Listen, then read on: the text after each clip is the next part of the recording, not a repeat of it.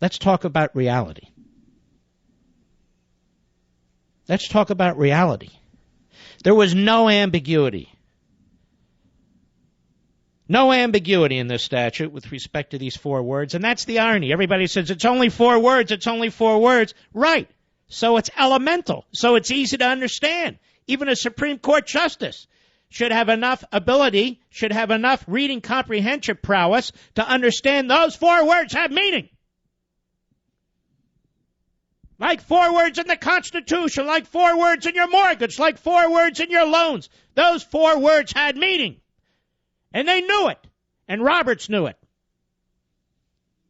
But it didn't matter. He's the Chief Justice on the new Roberts Court. And they're going to blaze a new trail. A trail of judicial activism like we've never seen before. Because Obamacare is not about Obamacare. Obamacare is not about health care. It's about individual liberty. It's about separation of powers. It is crucial to the survivability of a republic.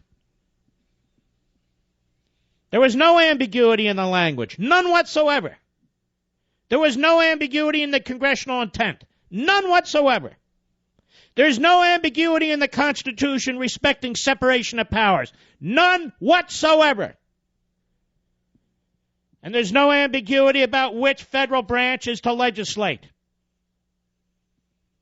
Congress did not and Congress cannot delegate its Article I powers to make laws to either the President or the Supreme Court or anyone or anything else, including the vast bureaucracy.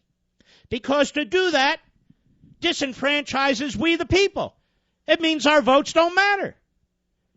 Congress cannot delegate parts of the Constitution to other parts of the government. Nor can other parts of the government seize those parts that it may want, whether it likes it or not.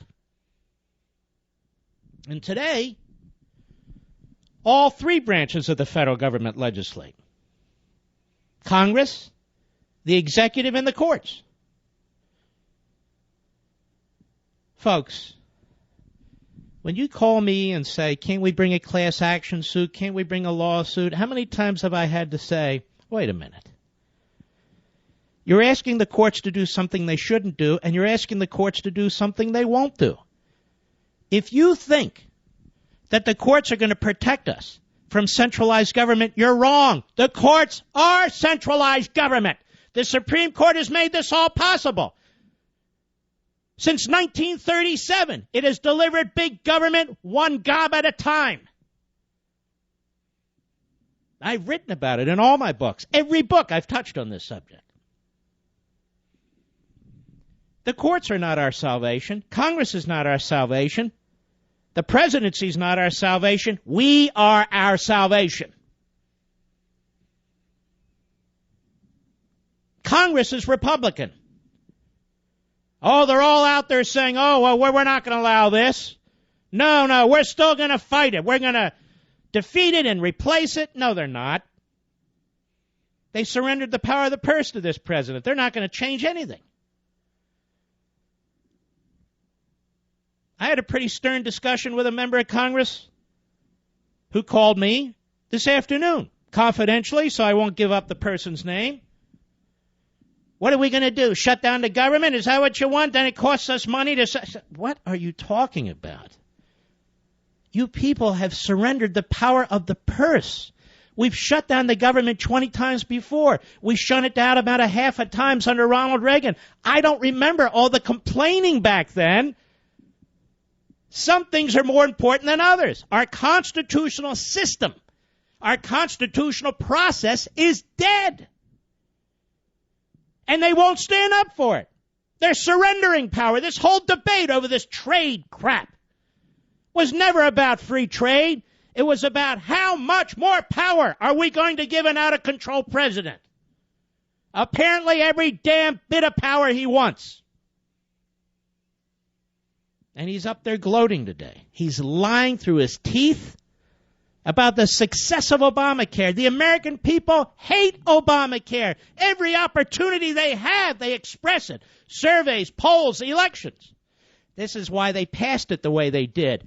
Justice Roberts, you fraud, you phony. I know you, and I know what you're doing. I'm tired of all these public officials playing for their legacy, playing for Hollywood, playing for the editorial pages of the Washington Post and the New York Times. I'm sick and tired of it. The fact of the matter is, this law was unconstitutional from day one. But in steps John Roberts from on high, Zeus with a lightning bolt. And he decides, a penalty is a tax. Obama says it's not a tax. The Democrats say it's not a tax. The legislative history says it's not a tax. He decides it's a tax. He pulls it out of his nose. There we are. Obamacare. And how did this law get passed in the first place? Through sleazy tactics.